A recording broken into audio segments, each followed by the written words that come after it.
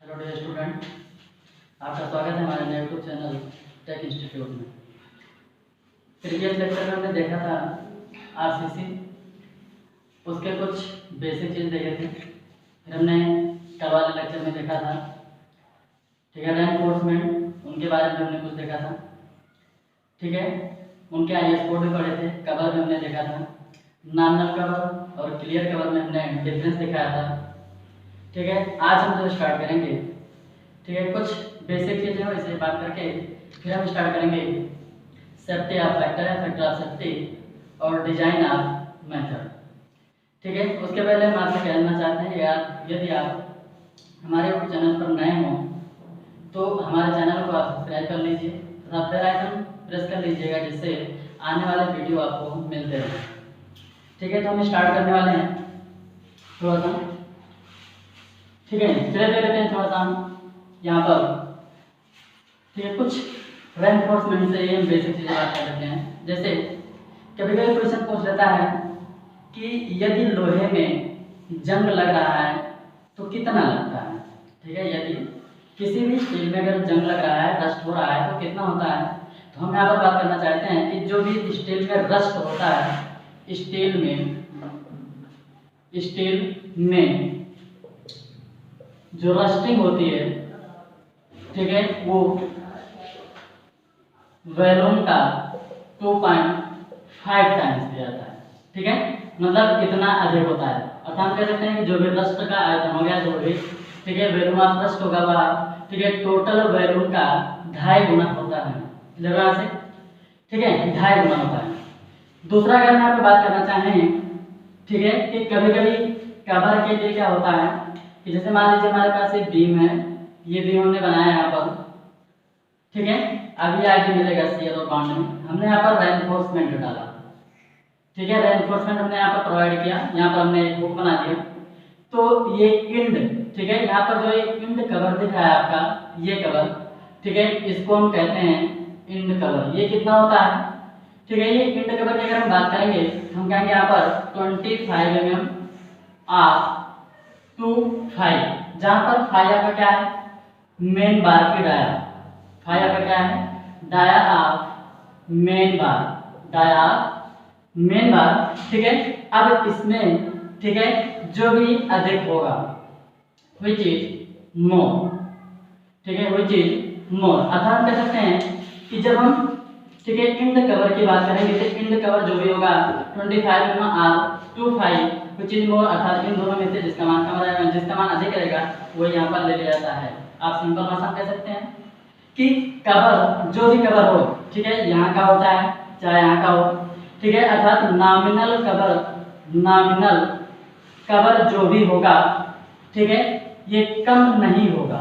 ठीक है, nominal cover कम नहीं होगा, ठीक है, मेन बार के डायमीटर से। अर्थात सिंपल भाषा कह सकते हैं कि चाहे वहाँ पर ठीक है इंड कवर की बात करें, चाहे हम सिंपल कवर की यहाँ पर बात कर लेते हैं। ठीक है, कहीं भी अगर आप कवर लगा रहे हो आरसीसी में, कहीं पर भी आप कवर दे रहे हो तो वह कवर ठीक है उस ठीक है मेन बार के डायमीटर से कम नहीं होना चाहिए। क्लियर हुआ। तो कवर हमने कल देखा था, उसके बारे में लिख भी लिया था।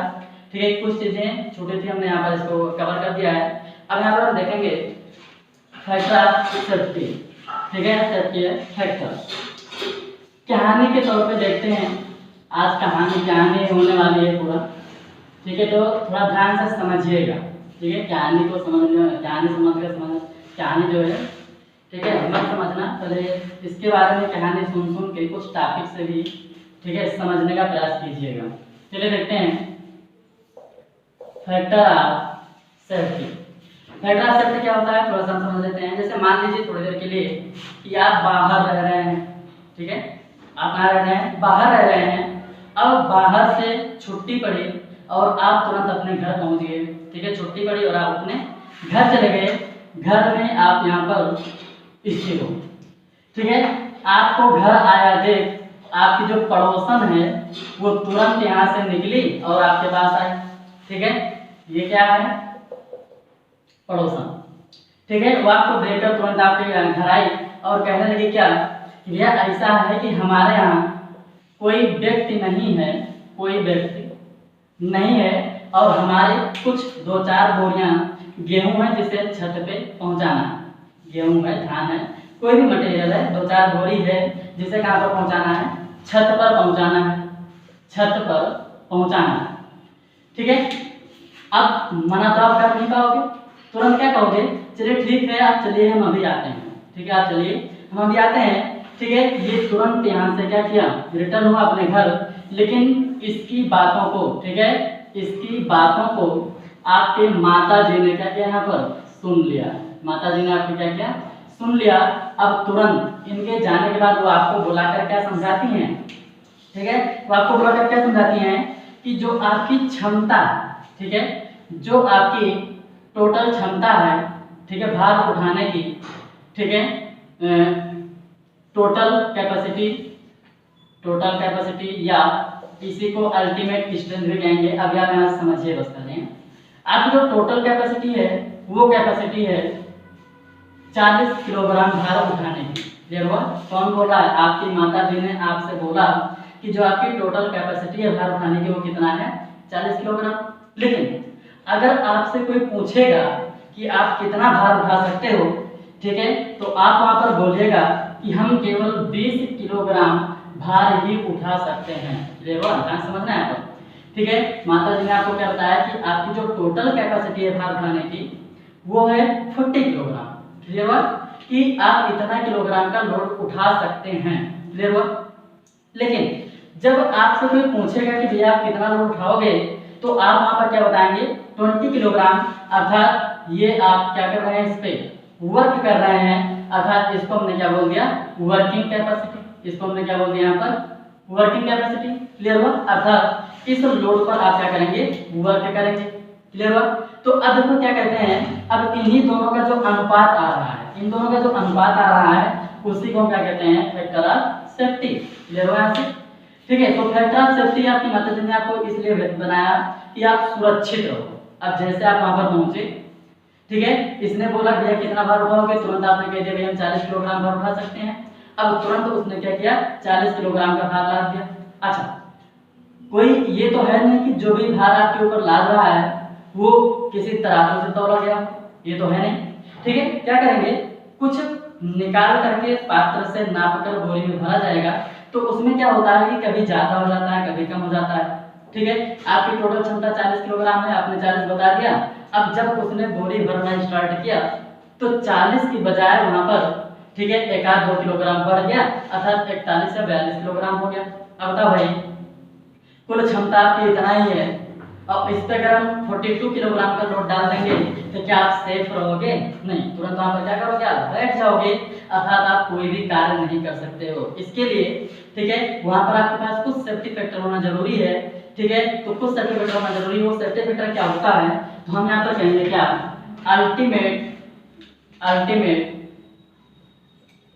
Ultimate strength upon working strength.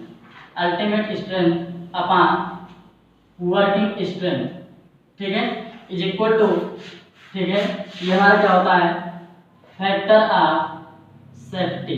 Factor of safety अर्थात हम कह सकते हैं कि फैक्टर ऑफ सेफ्टी क्या होता है, the ratio between ultimate strength to working strength is known as factor of safety. The ratio between ultimate strength upon working strength is known as factor of safety. अब देखिए यहाँ पर थोड़ा ध्यान दीजिएगा, अल्टीमेट स्ट्रेंथ अंतिम सामर्थ्य है, परंतु जब इसको हम डिजाइनिंग के केस में लेते हैं तो अल्टीमेट ना होकर के यहाँ पर यील्ड स्ट्रेंथ हो जाता है। क्लियर हुआ? हम यहाँ पर थोड़ा सा और लिखेंगे, ठीक है, factor of safety is equal to, ठीक है, यील्ड स्ट्रेस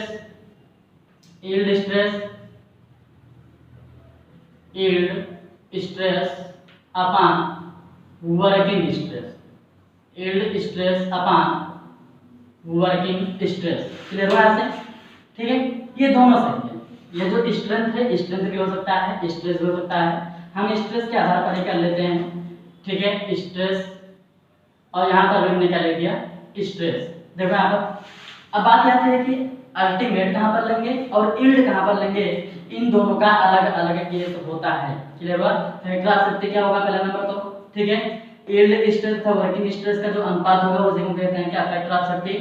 ठीक है, अल्टीमेट स्ट्रेस था वर्किंग स्ट्रेस का जो अनुपात होगा उसको हम क्या कहेंगे फैक्टर ऑफ सेफ्टी।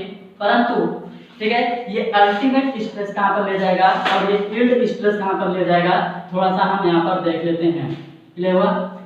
ठीक है अल्टीमेट स्ट्रेस यहां पर हम देख रहे हैं अल्टीमेट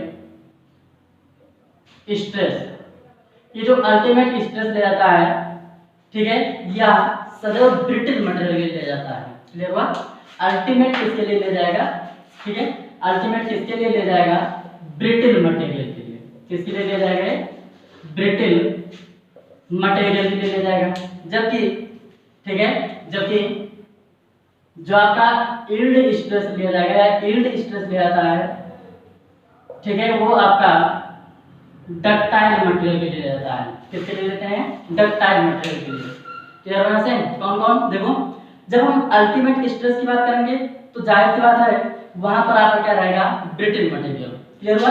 और यील्ड स्ट्रेस की हम बात करेंगे जब वहां पर होगा डक्टाइल मटेरियल। अब बात यहां पर आती है आप लोग पीछे आप देखे होंगे क्या भाई जो कंक्रीट होता है ये कंक्रीट डक्टाइल होता है कि ब्रिटल होता है? तो हम यहाँ पर सीधी सी बात कहेंगे ये कंक्रीट आपका होता है ब्रिटल मटेरियल। तो जब कंक्रीट होगा ब्रिटल मटेरियल तो जब उसका हम फैक्टर ऑफ सेफ्टी निकालेंगे तो यहाँ पर यील्ड स्ट्रेस ना लेकर के यहाँ पर हम यील्ड स्ट्रेस ना लेकर के हम किसकी बात कर लेंगे? अल्टीमेट स्ट्रेस की बात करेंगे। क्लियर वहां से? और जब डक्टाइल की बात करेंगे अर्थात स्टील जो भी आरसीसी में रेनफोर्समेंट डाला गया है वो एक प्रकार से स्टील है। और जब स्टील की हम फैक्टर ऑफ सेफ्टी की बात करेंगे तो स्टील जो डक्टाइल मटेरियल अब हम कहेंगे कि इसके लिए फैक्टर ऑफ सेफ्टी निकालते समय किसकी बात करेंगे? यील्ड स्ट्रेस की बात करते हैं। क्लियर हुआ?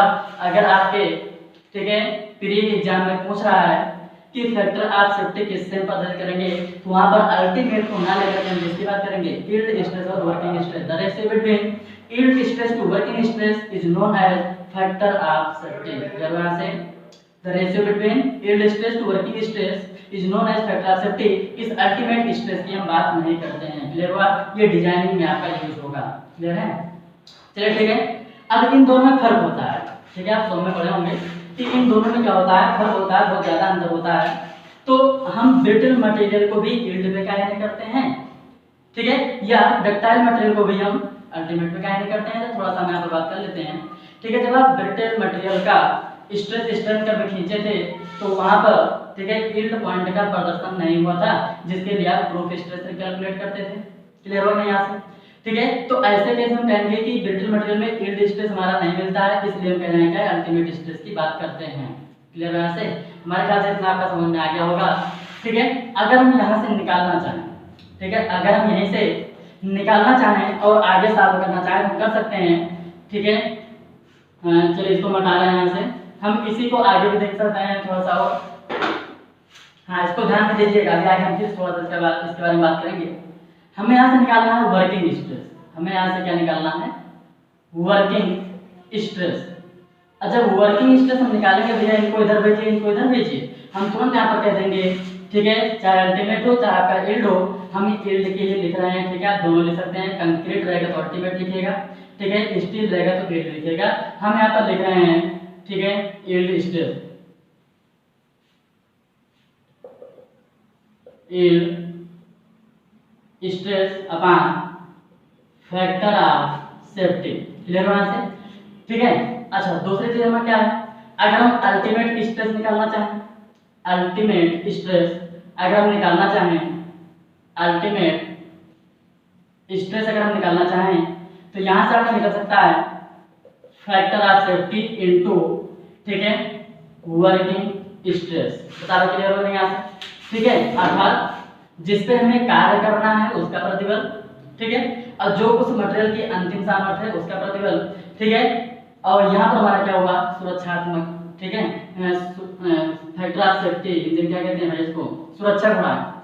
ठीक है क्या कहते हैं उसको? सुरक्षा गुणांक। क्लियर हुआ? ठीक है जो भी आपको डाउट्स होगा पूछ लीजिएगा। ठीक है अल्टीमेट स्ट्रेस हम निकालेंगे तो इसको क्या कहेंगे? फैक्टर ऑफ सेफ्टी इनटू क्या होगा आपका? Working stress. क्लियर हुआ यहाँ से? अब देखो अल्टीमेट स्ट्रेस ठीक है कहाँ पर लेंगे? ब्रिटल के लिए। यील्ड कहाँ पर लेंगे? डक्टाइल के लिए। ये तो आपको पता ही रहेगा। ठीक है एक होता है कोलैप्स। ठीक है एक होता है क्या? कोलैप्स। कोलैप्स का मतलब होता है ढह जाना अर्थात ठीक है मिट्टी का एक बर्तन उठा लीजिए कोई भी पात्र ले लीजिए जो कि ठीक है, जैसे आप लोग देखे होंगे मेले वेले में जाते हैं तो छोटी छोटी गाड़ियाँ मिलती हैं, ठीक है, मिट्टी के बनाए होते हैं, आप पता नहीं आते नहीं आते हैं, ठीक है। उस पर क्या करोगे आप, जब लोड डालोगे, ठीक है, तो बिना इंडिकेट किए तुरंत क्या करता है, वो फेल कर जाता है। तो हम कहेंगे कि जिस लोड पर वो फेल हुआ उसी को हम कहेंगे कोलैप्स लोड, अर्थात हमने 10 किलोग्राम का भार लगाया, नहीं फेल हुआ, ठीक है। जैसे हमने 11 किलोग्राम का भार लगाया, तुरंत क्या कर गया, वो फेल कर गया, ठीक है, तुरंत क्या कर गया, वो फेल कर गया। तो ये जो 11 किलोग्राम का भार है वो माना क्या होगा, कोलैप्स लोड, और वही कोलैप्स लोड माना क्या होगा, अल्टीमेट स्ट्रेंथ, अल्टीमेट स्ट्रेंथ अर्थात अंतिम सामर्थ्य। क्लियर हुआ कि इस लोड पर ये फेल कर रहा है, अर्थात हम कहेंगे कि यही इसकी क्या हो जाएगी, अंतिम सामर्थ्य हो जाएगा, ठीक है। तो अल्टीमेट स्ट्रेंथ, ठीक है, या कहीं कहीं पर कोलैप्स लोड भी लिखा रहता है, कहीं कहीं पर क्या लिखा रहता है, कोलैप्स लोड भी लिखा रहता है, ये इसकी अल्टीमेट स्ट्रेंथ ही होती है, अल्टीमेट स्ट्रेंथ ही होती है। क्लियर है से, ठीक है। ये कोलैप्स और सर्विसिबिलिटी ये आपका लिमिट स्टेट का है, हम पहले वर्किंग पहले देखेंगे, उसके बाद फिर हम लिमिट भी देखेंगे, फिर दोनों को साथ साथ लेके चलेंगे, ठीक है। तो हमारे ख्याल से इतना आपको समझ में आ गया होगा कि फैक्टर ऑफ सेफ्टी अगर निकालना हो तो भी हम निकाल सकते हैं yield stress by working stress करके, ठीक है। अगर ये नहीं दिया होगा तो आपका अल्टीमेट भी पता होगा, अल्टीमेट अपान, ठीक है, वर्किंग करके आप निकाल लीजिएगा फैक्टर ऑफ सेफ्टी।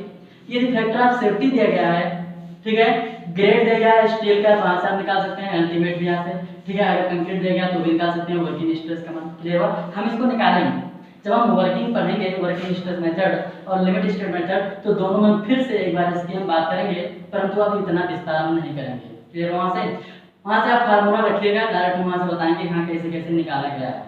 क्लियर है, ठीक है। तो अब यहाँ पर थोड़ा सा कुछ पॉइंट की बात करते हैं, कुछ पॉइंट की बात कर लेते हैं यहाँ पर, ठीक है। ये जो वर्किंग स्ट्रेस है, ये जो वर्किंग स्ट्रेस है, इसी वर्किंग स्ट्रेस को हम परमिसिबल स्ट्रेस भी कहते हैं। इसी वर्किंग स्ट्रेस को हम क्या कहते हैं, परमिसिबल स्ट्रेस भी कहते हैं, और इसी को अलाउएबल स्ट्रेस भी कहते हैं। इसी को हम क्या कहते हैं, अलाउएबल स्ट्रेस भी कहते हैं। किसको, वर्किंग स्ट्रेस को। वर्किंग स्ट्रेस को परमिसिबल स्ट्रेस का अलाउएबल स्ट्रेस भी कहा जाता है। अब बात यहाँ पर ये आती है, ठीक है, बात यहाँ पर ये आती है कि जो वर्किंग स्ट्रेस है या परमिसिबल स्ट्रेस है या अलाउएबल स्ट्रेस है, तीनों में से कोई भी एक नाम ले लीजिए, ठीक है, इसका मान क्या यील्ड स्ट्रेस के बराबर होगा, ठीक है। वर्किंग स्ट्रेस का मान क्या यील्ड स्ट्रेस के बराबर हो सकता है, हम कहेंगे बिल्कुल नहीं होगा, क्योंकि फैक्टर ऑफ सेफ्टी कुछ ना कुछ तो होगा ही भाई, जीरो तो होगा नहीं, ठीक है। आप अगर पढ़ लिए होंगे आरसीसी तो वहाँ पर आप जानते होंगे कि वर्किंग स्ट्रेस मेथड में फैक्टर ऑफ सेफ्टी स्टील के लिए 1.78 या 1.8 ले जाता है, ठीक है, कंक्रीट के लिए 3 ले जाता है। जब आप लिमिट स्टेट पढ़े होंगे तो लिमिट स्टेट में भी आपने देखा होगा कि फैक्टर ऑफ सेफ्टी स्टील के लिए 1.15 ले जाता है, ठीक है। तो इन दोनों केसों में, चाहे वो आपका वर्किंग स्ट्रेस मेथड हो, चाहे वो आपका लिमिट स्टेट मेथड हो, इन दोनों केसों में हम देख रहे हैं कि सेफ्टी का फैक्टर 1 से कम नहीं है, 1 से क्या है, एवब है। अतः हम कहेंगे कि यील्ड स्ट्रेस का मान, ठीक है, ज्यादा होगा, जबकि फैक्टर वर्किंग स्ट्रेस का मान क्या होगा, कुछ कम होगा, ठीक है। चलो यहाँ से हम दिखा देते हैं कैसे होगा। देखिए यहाँ पर हमने कहा कि यील्ड स्ट्रेस, यहाँ पर हमने क्या निकाल लिया, यील्ड स्ट्रेस अभी जो हम निकाले थे भाई अल्टीमेट वाला, ठीक है। Yield stress is equal to working stress into factor of safety, ठीक है। यहाँ पर हम देख रहे हैं क्या कि जो भी वर्किंग स्ट्रेस है, जो भी अल्टीमेट स्ट्रेस है, ठीक है, ये यील्ड स्ट्रेस अल्टीमेट स्ट्रेस दोनों हो सकता है, ठीक है। ध्यान रखिएगा बस डक्टाइल और ब्रिटल, ठीक है। ये यील्ड स्ट्रेस मान वर्किंग स्ट्रेस के बराबर कभी नहीं होगा, क्योंकि इसका गुणन किससे हुआ है, फैक्टर ऑफ सेफ्टी से हुआ है, तो जाहिर सी बात है दोनों के मान आपस में कभी बराबर नहीं होंगे। बता क्लियर है यहाँ से, ठीक है। हमारे ख्याल से इतना आपको क्लियर होगा, ठीक है। अब देखो इनके बारे में कुछ फार्मूले निकलते हैं, ठीक है, तो वो हम वर्किंग जब स्टार्ट करेंगे तो वहाँ पर बताएंगे working stress method, limit stress method जब एनालिसिस करेंगे तो वहाँ से हम उसको देखेंगे। क्लियर हुआ। अभी हम थोड़ा सा देख लेते हैं कि किस किस प्रकार से हम डिजाइनिंग करते हैं। क्लियर हुआ से, तो अगला जो देख रहे हैं वो देख रहे हैं, ठीक है, method of designing, method of designing, ठीक है। 3 होता है, कौन कौन होता है, एक होता है WSM, एक होता है, ठीक है, ultimate strength method, ultimate strength method. दूसरा आपका होता है लिमिट स्टेट मेथड। क्लियर हुआ? Working stress method, ultimate strength method, हम इसका नाम लिख दे रहे हैं। इसका होगा आपका वर्किंग स्ट्रेस मेथड, ठीक है। इसका जो होगा अल्टीमेट स्ट्रेंथ मेथड, ठीक है, अल्टीमेट स्ट्रेंथ मेथड। इसका जो होगा लिमिट स्टेट मेथड, ठीक है। Working stress method, ultimate strength method, limit state method. हाँ, सिर्फ हम बेसिक चीज देखेंगे बस, बाकी इनका हम जो है विस्तार करेंगे। अभी बता रहे हैं कब कहाँ से निकले हैं, ठीक है। फिर आगे देखिए यहाँ पर क्या है, इसको हम इलास्टिक मेथड भी कहते हैं। इसको हम क्या कहेंगे? इलास्टिक मेथड भी कहते हैं। इनका यूज नहीं होता है, लेकिन अगर देखना चाहें तो आप कह सकते हैं, ठीक है, लोड फैक्टर मेथड। इसको हम क्या कहते हैं? लोड फैक्टर मेथड, ठीक है। ये जो आपका होता है इसको हम कहते हैं प्लास्टिक मेथड, ठीक है, प्लास्टिक मेथड। हाँ, अगर इलास्टिक प्लास्टिक में इसकी बात करेंगे तो ये भी आपका प्लास्टिक मेथड के अंतर्गत आता है, ठीक है। अब यहाँ पर क्या होता है, इसको एक नाम से और जानते हैं, इसको एक नाम से और जानते हैं, ठीक है, मॉड्यूलर रेशियो मेथड। ये क्यों कहते हैं? जो लोग पढ़े लिखे होंगे उनको ध्यान होगा कि जब आप, ठीक है, एक्स का मान निकालते हो या, ठीक है, कंक्रीट को स्टील के इक्विवेलेंट करते हो, चाहे वो एरिया हो चाहे स्ट्रेस हो, तो वहां पर एक मॉड्यूलर रेशियो इस मान m से गुणा होता है, ठीक है। उसी के बेस पर हम क्या करते हैं, दोनों को, ठीक है, इक्विवेलेंट करते हैं। अतः हमने क्या कहा कि मॉड्यूलर रेशियो मेथड होता है, ठीक है। ये आपका वही रहेगा, यहाँ पर आपका प्लास्टिक मेथड है, ठीक है। अब देखो यहाँ पर क्या होता है कि सबसे पहले इस पे भी थोड़ा सा कहानी समझ लेते हैं, थोड़ा सा कहानी समझ लेते हैं। स्टार्टिंग में क्या हुआ कि एक लोग थे, उन्होंने क्या किया, अपना घर थोड़ा अलग तरीके से मजबूत थोड़ा सा बनाने का सोच रहे थे। तो वो क्या किए, उसने कहा कि भैया ऐसा है कि गए इंजीनियर के पास। अब इंजीनियर के पास पहुंचते उन्होंने क्या कहा कि हमारे लिए, ठीक है, एक घर डिजाइन कर दीजिए, ठीक है, एक घर बनाना है, बिल्डिंग बनानी है, उसके लिए आप डिजाइन कर दीजिए। तो उसने तुरंत कहा, ठीक है, हम डिजाइन तो कर देंगे, लेकिन ये बताइए लोड कितना आएगा, ठीक है भाई, फाउंडेशन, ठीक है, अगर हमें पर्याप्त लोड नहीं पता रहेगा तो फाउंडेशन हम सही से डिजाइन नहीं कर सकते हैं, ठीक है। तो उन्होंने कहा कि अभी लोड तो हमें पता नहीं है, हम ये सब नहीं जानते हैं, ठीक है, लोड हम नहीं जानते हैं कितना आएगा कितना नहीं आएगा, लेकिन हमें घर बनवाना है, मजबूत होना चाहिए बस। क्लियर हुआ? मजबूत होना चाहिए, हमें लोड नहीं पता है कि कितना आएगा। तो उन्होंने कहा चलो ठीक है, हम डिजाइन तो कर ही देंगे, ठीक है। अब उसने क्या किया, ठीक है, तुरंत उठाया वर्किंग स्ट्रेस मेथड और उसे डिजाइन कर दिया। अब वर्किंग स्ट्रेस मेथड में क्या होता है कि जो सेफ्टी होती है, फैक्टर ऑफ सेफ्टी जो होती है, ठीक है, फैक्टर ऑफ सेफ्टी को हम बहुत ज्यादा विस्तार नहीं किए थे, ठीक है। तो अगर डाउट्स होगा आप लोग तो पूछ लीजिएगा, क्योंकि ये स्टील स्ट्रक्चर में फैक्टर ऑफ सेफ्टी अच्छे से पढ़ाया जाता है, ठीक है। तो अब उसने क्या किया, डिजाइन कर दिया, लेकिन उसने ये कहा कि भाई घर बनवाना है, तो सोचा भी उसने, क्योंकि लोड तो सोचना पड़ेगा, उसने सोचा कि घर बनवाएंगे, कोई फंक्शन भी होगा, ठीक है, 4 व्यक्ति हमारे पास इकट्ठा होंगे। अब ये सब जा करके छत पे मान लीजिए खड़े हो गए, तो उसका सारा लोड कहाँ पर आएगा, ठीक है, फाउंडेशन पर जाएगा। तो उसने लोड को कुछ एज्यूम किया और उसी लोड के आधार पर इसने क्या किया, डिजाइन कर दिया। अब ठीक है, अब इसने जब लोड को डिजाइन किया तो इसने क्या देखा कि कार्य करने वाला जो भी भार है उसी को इसने बेस मान लिया, ठीक है। किसको बेस मान लिया है? वर्किंग लोड को बेस माना है। क्लियर है? जबकि वर्किंग लोड अल्टीमेट लोड से या अंतिम लोड से क्या होता है, बहुत ही कम होता है, ठीक है। अल्टीमेट लोड से वर्किंग लोड का मान बहुत ही कम होता है, हमने कहा, ठीक है। तो अब यहाँ पर क्या कह रहे हैं कि जो भी वर्किंग होने वाला लोड है, जो कार्य करने वाला भार है, उसी को बेस मानते हुए इन्होंने क्या किया, डिजाइन स्टार्ट कर दिया, ठीक है। अब जब वर्किंग लोड को इन्होंने बेस माना, ठीक है। तो अब बता भाई, मान लीजिए हमारे पास M15 ग्रेड की कंक्रीट है, तो उसकी अंतिम सामर्थ्य हमें पता है और वर्किंग भी हमें पता है। अब इन दोनों का अनुपात निकाल के हम तुरंत किसका मान निकाल लेते हैं, फैक्टर ऑफ सेफ्टी का मान निकाल सकते हैं। ठीक है, तो इसके आधार पर इन्होंने क्या किया कि वहां से सॉल्व किया, लेकिन अपने डिजाइन में इन्होंने, ठीक है, स्ट्रेस, ठीक है, स्ट्रेस को बेस माना। ठीक है, दूसरा एक और है, ठीक है, इसका हमारे ख्याल से आप लिखे होंगे, ठीक है, लिख लीजिएगा बाद में इसको। ठीक है, फिर और इन्होंने क्या किया, ठीक है, वर्किंग लोड को बेस माना।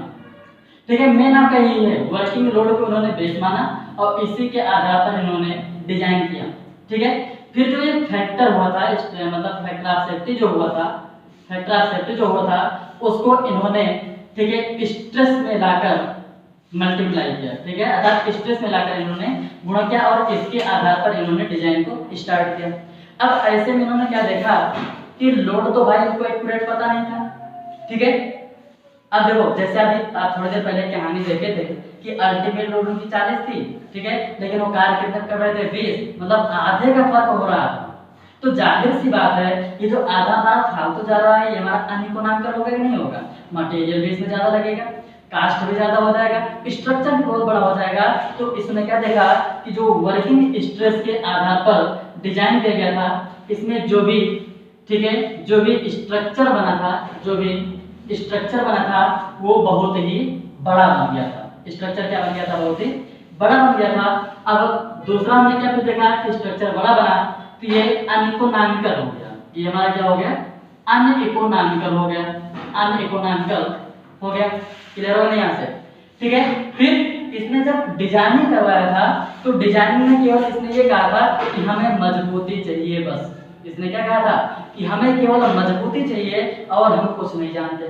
ठीक है, तो मजबूती का मतलब क्या, इसकी स्ट्रेंथ की बात कर रहा है। किसकी बात कर रहा है, ये स्ट्रेंथ की बात कर रहा है। और स्ट्रेंथ की हम सिंपल भाषा कह सकते हैं कोलैप्सिबिलिटी, अर्थात हम कह सकते हैं कि वह स्ट्रक्चर, ठीक है, या स्ट्रक्चर की वह सामर्थ्य, ठीक है, जिस पर देखो कौन सा टॉर्जन, शियर, ठीक है, या एक्सियल लोड आ रहा है तो फेल ना करे। क्लियर हुआ से? ठीक है, मतलब कोई भी लोड अगर उस पर पड़े तो फेल ना करे, वही स्ट्रेंथ उसकी क्या कहलाती है, कोलैप्सिबिलिटी या कोलैप्सिबल स्ट्रेंथ कहलाती है। तो इसने क्या कहा कि WSM में कोलैप्सिबिलिटी को ध्यान में रखा गया। किसको ध्यान में रखा गया, कोलैप्सिबिलिटी को ध्यान में रखा गया, कोलैप्सिबिलिटी को ध्यान में रखा गया। क्लियर हुआ? ठीक है, मतलब टूटने ना पाए, सामर्थ्य उसको चाहिए अच्छे से, इसका मतलब कि कोलैप्सिबिलिटी को ध्यान में रखा गया। जब वर्किंग स्ट्रेस की बात आई, ठीक है, वर्किंग स्ट्रेस ने डिजाइन कर लिया। अब दूसरे में क्या कहा कि भैया पैसा हमारे पास कम है। दूसरा व्यक्ति फिर कहा कि हम भैया फलाने की तरह हम भी घर बनवाएंगे, लेकिन ठीक है, इंजीनियर के पास गया और कहा कि भैया ऐसा है कि पैसा हमारे पास उतना नहीं है, ठीक है, ऐसा है कि थोड़ा बना दीजिए, ठीक है, इकोनॉमिकल हो जाए और मजबूती भी थोड़ा सा मिल जाए। उसने कहा चलो ठीक है। अब इसने क्या किया, ठीक है, ये वर्किंग लोड को बेस मानकर सॉल्व किए थे, लेकिन अब ये क्या करेंगे कि जो उस पे आने वाला भार है, ठीक है, मतलब जो उसका लोड है, एक्चुअल लोड, उस लोड को, ठीक है, बेस मानकर ये सॉल्व करना स्टार्ट करेंगे। परंतु फैक्टर ऑफ सेफ्टी तो उनको यहाँ पर भी लगाना है, फैक्टर ऑफ सेफ्टी यहाँ पर भी लगाना है। फैक्टर ऑफ सेफ्टी होता क्या है, अभी थोड़ी देर पहले बात किए थे। फैक्टर ऑफ सेफ्टी का मतलब ये कि हम अपनी सुरक्षा बनाए रखें। क्लियर हुआ?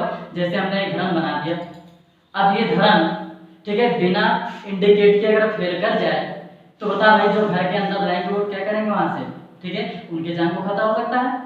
ठीक है, तो ऐसे केसों में क्या करते हैं कि वो फैक्टर ऑफ सेफ्टी लेते हैं। फैक्टर ऑफ सेफ्टी मतलब ये कि अगर इस पे हम 10 किलो का भार मानकर डिजाइन किए तो 10 किलो पे टूटेगा नहीं, थोड़ा सा और अधिक जाएगा। ठीक है, अब देखो फैक्टर ऑफ सेफ्टी अगर आपको समझ में नहीं आएगा तो बताना, उसके लिए हम अलग से कुछ, ठीक है, वीडियो बनाकर आपको समझा देंगे अच्छे से। क्योंकि फैक्टर ऑफ सेफ्टी जो होता है आप 100 में भी पढ़ लिए होंगे, स्टील में पढ़ लिए होंगे, ठीक है, तो यहाँ पर जो है थोड़ा सा से बता के आगे होंगे। फैक्टर ऑफ सेफ्टी यहाँ पर यूज करना है, यहाँ पर यूज करना है, परंतु यहाँ पर इन्होंने स्ट्रेस में यूज किया। लेकिन आज ये क्या करेंगे कि ये जो फैक्टर ऑफ सेफ्टी लगाएंगे वो कहाँ पर लगा देंगे, लोड में लगा देंगे। ठीक है, कहाँ पर लगाएंगे, लोड में लगाएंगे, जिसको हम लोड फैक्टर भी कहते हैं, जिसको हम क्या कहते हैं यहाँ पर, लोड फैक्टर भी कहते हैं। क्लियर हो यहाँ से? ठीक है, अब देखो इसने सिर्फ स्ट्रेंथ की बात की है कि हमारा स्ट्रेंथ अच्छे से होना चाहिए, लेकिन ठीक है आप जानते हो कि कंक्रीट है तो उसमें श्रिंकेज और क्रीप होना स्वाभाविक है। ठीक है, जैसे जैसे टाइम बढ़ेगा, ठीक है आप सिटी में भी पढ़े होंगे कि टाइम बढ़ता है तो क्रीप का मान भी क्या होता है, ठीक है बढ़ता रहता है। उसी हिसाब से हम कह रहे हैं क्या कि जो कंक्रीट होता है इसमें श्रिंकेज और क्रीप ये दोनों मान होते हैं। ठीक है, तो इनकी वजह से हम कहेंगे कि जब श्रिंकेज और क्रीपिंग होगा तो हम कहेंगे कि सरफेस पर छोटे छोटे क्या होते हैं, क्रैक्स जनरेट हो जाते हैं। ठीक है, जब क्रीप और श्रिंकेज होगा कि आप सिटी पढ़े होंगे तो सरफेस पर क्या होता है, छोटा छोटा क्रैक्स जनरेट हो जाता है। अब इस चीज को वर्किंग स्टेज में ध्यान में नहीं रखा गया था। क्लियर हुआ? वर्किंग स्टेज में क्या ध्यान में रखे थे कि भैया क्रैकिंग को ध्यान में नहीं रखे। इन्होंने ये कहा कि हम जब इतना मजबूत बनवा रहे हैं तो क्या जरूरी है कि क्रैक होगा यहाँ पर। ठीक है, इसने तो ये सोचा कि हम इतना मजबूत बनवा रहे हैं, हमने बता दिया कि हमारा मजबूत अच्छे से होना चाहिए। ठीक है, तो क्या इसमें क्रैक होगा, ये तो संभव नहीं है। लेकिन ये भूल चुका था कि उस समय श्रिंकेज और क्रीप का भी ठीक है प्रॉपर्टी लेना चाहिए था कि नहीं लेना चाहिए था। अब जब क्रीप और आपका श्रिंकेज जो है, क्रीप जो है ये कंक्रीट में तो होगा, चाहे वर्किंग में हो, चाहे अल्टीमेट में हो, चाहे आपका लिमिट में हो, तो उन चीजों को जब इसने ध्यान नहीं दिया तो कुछ दिन बाद क्या देखता है कि सरफेस पर छोटे छोटे क्रैक्स आ जा रहे हैं। क्लियर हुआ? उन क्रैक्स का ज्यादा प्रभाव नहीं पड़ता है, परंतु अगर खुले वातावरण में प्रभाव पड़ेगा। ठीक है, अब उस क्रैक्स में क्या हुआ कि बाहर से नमी लेकर के ठीक है रुकना स्टार्ट किया, और वह नमी जाकर के स्टील रेनफोर्समेंट को संचालित करना स्टार्ट कर दिया। अब बता भाई इसकी स्ट्रेंथ धीरे धीरे क्या हो रही है, अब ठीक है खत्म होते हुए चली जा रही है। तो अब इसने क्या कहा भैया हम फलाने क्या कर रहे हैं, देख रहे हैं उनके जो दीवार बनी थी सरफेस पर क्रैक्स था, हमारे यहाँ क्रैक्स नहीं होना चाहिए। ठीक है, इस चीज को आपको ध्यान में रखना है। तो इसने कहा चलो ठीक है, जब क्रैक्स की बात किया ठीक है तो इसने कहा सर्विसिबिलिटी। इसने किसकी बात कर लिया, सर्विसिबिलिटी की बात कर लिया। ये सर्विसिबिलिटी है क्या, थोड़ा सा हम अभी बात कर ले रहे हैं। ठीक है, सर्विसिबिलिटी सर्विसिबिलिटी क्या होता है, सर्विसिबिलिटी में आपका क्या आता है, तो हम कहेंगे इसमें डिफ्लेक्शन आता है, ठीक है क्रैकिंग आती है। ठीक है, तो ये सब आपका क्या होता है, सर्विसिबिलिटी के अंदर आता है। अर्थात हम कहेंगे कि यदि कोई स्ट्रक्चर बनाया जाए तो अपने पूरी लाइफ में ठीक है उसमें ना तो ज्यादा डिफ्लेक्शन हो, ना तो उसमें कोई क्रैकिंग हो। ठीक है, तो उसे हम क्या कहेंगे, सर्विसिबिलिटी। कोलैप्सिबिलिटी क्या है, आने वाले सभी लोड को बिना फेल किए क्लियर कर ले, कोलैप्सिबिलिटी। ठीक है, पूरे लाइफ में कोई भी क्रैक्स जनरेट ना हो उसको उन्होंने क्या कहा, सर्विसिबिलिटी। क्लियर हो यहाँ से? ठीक है, तो इसने कोलैप्सिबिलिटी को ध्यान में रखा और इसने केवल किसका ध्यान में रखा, सर्विसिबिलिटी को ध्यान में रखा। इसने स्ट्रेंथ को ध्यान में नहीं रखा। ठीक है, हाँ आने वाला लोड तो बराबर ही रहेगा। ठीक है, क्योंकि इसको इकोनॉमिकल भी बनाना है, सर्विसिबिलिटी को भी ध्यान में रखना है। ठीक है, तो अब इसने क्या किया कि सर्विसिबिलिटी को ध्यान में रखते हुए ठीक है जो भी लोड था उसमें फैक्टर का गुणा किया और लोड फैक्टर को बेस मानते हुए इसने डिजाइन स्टार्ट किया। क्लियर हुआ? लिमिट स्टेट में हम लोग पढ़े होंगे कि जो भी लोड आता था उसको 1.5 से गुणा करके हम लोड फैक्टर निकालते थे। क्लियर हुआ से? तो इसने क्या किया कि जो फैक्टर था उस फैक्टर को लोड में गुणा कराया और इसको बेस मानते हुए सॉल्व किया और उसमें ध्यान में किसको रखा, इसको सर्विसिबिलिटी को ध्यान में रखा गया। क्लियर है? से जो लोड फैक्टर है आप लोड फैक्टर निकाल भी सकते हैं। कैसे निकालते हैं लोड फैक्टर, देखो लोड फैक्टर जो निकाला जाता है, हाँ लोड फैक्टर मेथड निकालना है। लोड फैक्टर मेथड क्या होता है थोड़ा समझ लेते हैं। Load factor is equal to collapse load upon working load. ठीक है, वर्किंग लोड आसान कह सकते हैं। कोलैप्स लोड का मतलब क्या हुआ, अंतिम लोड। ठीक है, या ultimate load upon working load. ठीक है, आप कह सकते हैं the ratio between collapse load upon working load या the ratio between collapse load to working load is known as load factor. Collapse load के स्थान पर कभी-कभी क्या होता है आपको देखने को मिल जाता है, ठीक है अल्टीमेट लोड। ठीक है, the ratio between ultimate load to working load is known as load factor. बता क्लियर है आपसे? ठीक है, तो लोड फैक्टर में आराम से निकाल सकते हैं। अब इसका हम देखते हैं लिमिट स्टेट मेथड। इसका क्या देखते हैं, लिमिट स्टेट मेथड। अब लिमिट स्टेट मेथड में ठीक है हम कुछ चीजों को ध्यान में रखेंगे। Limit state method, limit state method, ठीक है, लिमिट स्टेट मेथड में, ठीक है। अब देखो क्या हुआ कि लिमिट स्टेट मेथड में जो था वो थोड़ा सा चालाक टाइप का था। वो क्या किया, पहले जा करके जो वर्किंग स्टेट मेथड से डिजाइन किए थे उनके यहाँ पर ले गया, और फिर देखा कि इनकी बिल्डिंग में क्या क्या दोष है, ठीक है। उन दोषों को अपने पास रखा और फिर पहुंच गया उनके पास जो अल्टीमेट स्ट्रेंथ मेथड से डिजाइन कराए थे, ठीक है, उनके यहाँ भी देखा। अब इन दोनों के यहाँ क्या देखा कि एक के यहाँ, ठीक है, सर्विसबिलिटी का ध्यान में नहीं रखा गया और दूसरे के यहाँ स्ट्रेंथ को ध्यान में नहीं रखा गया, अर्थात वर्किंग स्ट्रेस में, ठीक है, सर्विसबिलिटी को ध्यान में नहीं रखे थे, जबकि अल्टीमेट स्ट्रेंथ मेथड में, ठीक है, स्ट्रेंथ को ध्यान में रखे थे, कोलैप्सिबिलिटी को ध्यान में नहीं रखे थे। अब ये तुरंत क्या कहा, ठीक है, पहुंचे मेरे पास और कहा यह ऐसा है कि हमारे घर का डिजाइन तो आप कीजिएगा, लेकिन ठीक है, फलाने क्या जो जो कमी हुई है हमारे यहाँ नहीं होना चाहिए, अर्थात कोलैप्सिबिलिटी को भी ध्यान में रखना है, कोलैप्सिबिलिटी को भी ध्यान में रखना है, ठीक है, तथा सर्विसबिलिटी को भी ध्यान में रखना है, ठीक है, सर्विसबिलिटी को भी ध्यान में रखना है, कोलैप्सिबिलिटी को भी ध्यान में रखना है, सर्विसबिलिटी को भी ध्यान में रखना है। इन दोनों के आधार पर, ठीक है, हमारे लिए भी एक बिल्डिंग का डिजाइन कीजिए। अब थोड़ा सा यहाँ पर ध्यान दीजिएगा, ठीक है, यहाँ मिट चुका है जो आप लोग देखे होंगे पीछे जो लिखे थे, ठीक है, अभी जो पीछे हम देखे थे, जब हमने वर्किंग की बात किया था तो वहां पर, ठीक है, वर्किंग लोड को बेस मानकर सॉल्व किए थे, जिसके कारण स्ट्रक्चर आपका बड़ा बन गया था, और बड़ा स्ट्रक्चर बनने से वो हो गया था अनइकोनॉमिकल, ठीक है। लेकिन जब अल्टीमेट स्ट्रेंथ मेथड या लोड फैक्टर मेथड हमने देखा तो वो स्ट्रक्चर तो छोटा था, ठीक है, इकोनॉमिकल भी था, परंतु बस यही था कि उसमें, ठीक है, केवल सर्विसबिलिटी को ध्यान में रखा गया था, कोलैप्सिबिलिटी को ध्यान में नहीं रखा गया था। वो एक हिसाब से सही था, परंतु ये हुआ भैया हम क्यों ना दोनों को एक साथ लेकर के एक डिजाइन कर लें। जब दोनों को एक साथ लेकर के डिजाइन किया गया तो ऐसे में लिमिट स्टेट मेथड आया, ठीक है, और वहां पर कोलैप्सिबिलिटी और सर्विसबिलिटी दोनों को ध्यान में रखा, ठीक है। अब यहाँ पर जो भी मटेरियल कास्ट है वो मटेरियल कास्ट भी कम लगा, जो स्ट्रक्चर की साइज थी वो स्ट्रक्चर की साइज भी यहाँ पर छोटी हो गई, बता रहा क्लियर हुआ, ठीक है। तो हमने जो है बेस आपको बता दिया है, अब हम यहाँ पर कुछ चीजें को लिख दे रहे हैं, आप लोग उसको जो है नोट कर लीजिएगा, ठीक है, हम यहाँ पर थोड़ा सा लिख दे रहे हैं, उसको आप जो है नोट कर लीजिएगा। लिख दिया गया है, बहुत ही छोटा लिखा गया है, तो सारे मैट्रिक्स में आए नहीं हैं। तो हमारा आपसे रिक्वेस्ट है कि आप जाकर के डिस्क्रिप्शन बॉक्स में टेक्निकल क्लासेस hyderabad.blogspot.com की साइट पड़ी है, उस साइट पर आप जाइएगा तो स्टडी मटेरियल में, ठीक है, ये सब आपको वहाँ से मिल जाएंगे, ठीक है। तो अब इसको हम समझा दे रहे हैं, बाकी आप जाके वहीं से देख लीजिएगा, जो भी आपको प्रॉब्लम होगी आप हमें कमेंट करके बता सकते हैं, क्लियर हुआ। क्योंकि व्हाइट बोर्ड हमारा छोटा है और मैटर जो है एग्जाम बहुत बड़ा है, तो बोलने से आप लिख नहीं पाएंगे, तो इससे अच्छा है कि आप जाकर के वहीं से जो है देख लीजिएगा। यहाँ पर हम एक बात देख रहे हैं, ठीक है, वर्किंग स्टेट मेथड, ठीक है, वो साइट है हमारी पड़ी है, यहाँ से देख लीजिएगा, नहीं जाकर के डिस्क्रिप्शन बॉक्स में सब आपको मिल जाएगा, ठीक है। ठीक, यहाँ पर हम पहला देख रहे हैं this method is also known as, ठीक है, मॉडुलर रेशियो और इलास्टिक मेथड, जैसे हमने अभी थोड़ी देर पहले बताया था आपको, ठीक है। अगला आपका इट इज मोस्ट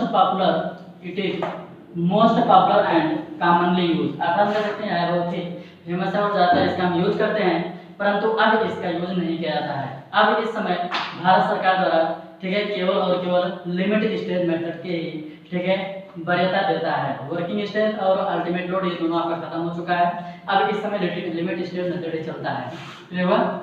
फिर अगला हो रहा है the working state method of design of RCC member की डिटरमिनिस्ट अप्रोच, ठीक है। डिटरमिनिस्टिक अप्रोच का मतलब होता है कि जो भी इसमें रहता है वो वास्तविकता में रहता है, क्लियर हुआ।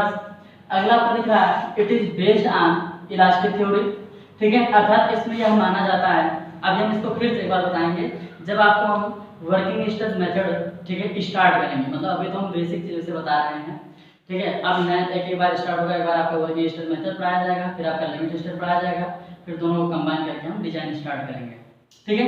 तो एक बार इसको हम फिर बताएंगे, लेकिन यहाँ पर समझ लीजिए it is based on elastic theory. Elastic theory मतलब क्या हुआ कि इसमें यह मान्यता होती है, ठीक है, कि जो भी स्टील है, जो भी यहाँ पर कंक्रीट है, इनमें स्ट्रेस स्ट्रेन, ठीक है, एक लीनियरली चेंज होते हैं और न्यूट्रल एक्सिस से बढ़ती हुई दूरी के साथ साथ दोनों का मान भी कांस्टेंट होता है। ठीक है, अगला प्रश्न का लीनियर स्ट्रेस स्ट्रेन रिलेशनशिप वही चीज है। ठीक है, स्टील में तथा आपका सीमेंट कंक्रीट में यह माना जाता है कि जो भी स्ट्रेस और स्ट्रेन रिलेशनशिप होता है, ठीक है, वह एक लीनियरली बनता है। क्यों? क्योंकि ठीक है, जितना ज्यादा इसमें स्ट्रेस पड़ता है उतना ज्यादा स्ट्रेन होती है, मान्यता है, जबकि ये इस पे ठीक है रियल लाइफ में ये फॉलो नहीं करता है। क्लियर हुआ? ये मान्यता है, हमें पढ़ना है। ठीक है, कंक्रीट और स्टील दोनों में जो भी ठीक है स्ट्रेस और स्ट्रेन का रिलेशनशिप बनता है वो हमारा कैसे होता है? ठीक है, एक लीनियरली बनता है। ठीक है, इसको हम जो है डायग्राम बना के आगे जो है दिखाएंगे। ठीक है, at assume that stress strain relationship are constant. ठीक है, अर्थात यहाँ पर कहेंगे कि स्ट्रेस स्ट्रेन रिलेशनशिप में कंक्रीट को इन्होंने कांस्टेंट मान लिया, जो कि वास्तव में सच नहीं है भाई। कंक्रीट का जो भी स्ट्रेस स्ट्रेन रिलेशनशिप होता है वो कांस्टेंट नहीं होता है। जैसे आप थोड़ा सा उस पर लोड डालते हैं, तुरंत कंक्रीट क्या होता है? ब्रिटल होने के कारण ब्रेक कर जाता है। क्लियर है यहाँ से? ठीक है, फिर आगे कह रहा है in this method the moment and force, यहाँ पर ध्यान दीजिएगा, in this method the moment and force acting on a structure are obtained from the actual value of service load। ठीक है, सर्विस लोड मतलब कि इस पे जो कार्य करने वाला भार है, ठीक है, जो भी कार्य करने वाला भार है, इसी के आधार पर ठीक है हम इसका मोमेंट ऑफ रेजिस्टेंस और फोर्स की बात करते हैं। अभी थोड़ी देर पहले आपको बताए थे कि जो भी वर्किंग स्ट्रेस मेथड में डिजाइनिंग करते हैं वह सदैव वर्किंग लोड को बेस मानकर किया जाता है। क्लियर हुआ? But the stress in concrete and the reinforcing steel are restricted to only a fraction of their true strength in order to provide an adequate safety factor। Clear हुआ? लेकिन जो steel होता है अर्थात रेनफोर्सिंग स्टील होता है यह ठीक है अपने अंतिम सामर्थ्य तक अच्छे से कार्य करता रहता है। ठीक है, अगला बचा है load carrying capacity is greater than working load, अर्थात जो इसके लोड कैरिंग कैपेसिटी होगा, ठीक है, मतलब अंतिम भार इस पे हम कितना डाल सकते हैं, ठीक है, उसका मान सदैव अधिक होता है किससे? वर्किंग लोड से। फिर यहाँ पर क्या है? स्ट्रेस इन मटेरियल, मटेरियल में आपका स्टील भी हो जाएगा, कंक्रीट भी हो जाएगा। ठीक है, stress in material is less than stress in permissible. Permissible मतलब कि जो वर्किंग जो भी आपका ठीक है अल्टीमेट स्ट्रेस या यील्ड स्ट्रेस और वर्किंग स्ट्रेस के आधार पर निकाला गया है। ठीक है, वर्किंग स्ट्रेस आपका क्या है? परमिसिबल स्ट्रेस ही है। देखो, permissible stress, working stress, allowable stress, इन दोनों का मान एक ही होता है, सेम होता है। और इसका जो फार्मूला बनता है वो बनता है आपका yield stress upon factor of safety या ultimate stress upon factor of safety. Clear हुआ? तो वो जो आप निकाल रहे हैं, ठीक है, उसका मान अधिक होता है किसका? मटेरियल के स्ट्रेस से। क्लियर हुआ? से अब इसके बाद जो है आप जाके वही साइड से देख लीजिएगा, हम वहां पर डाल दिए हैं। ठीक है, अगर वीडियो आपको अच्छी लगी हो तो आप लाइक कीजिएगा, कमेंट कीजिएगा। ठीक है, जो भी आपके डाउट्स हैं शेयर भी कीजिएगा और सब्सक्राइब कर लीजिए, जिससे आने वाले वीडियो आपको ठीक है तुरंत मिल जाए। Thank you.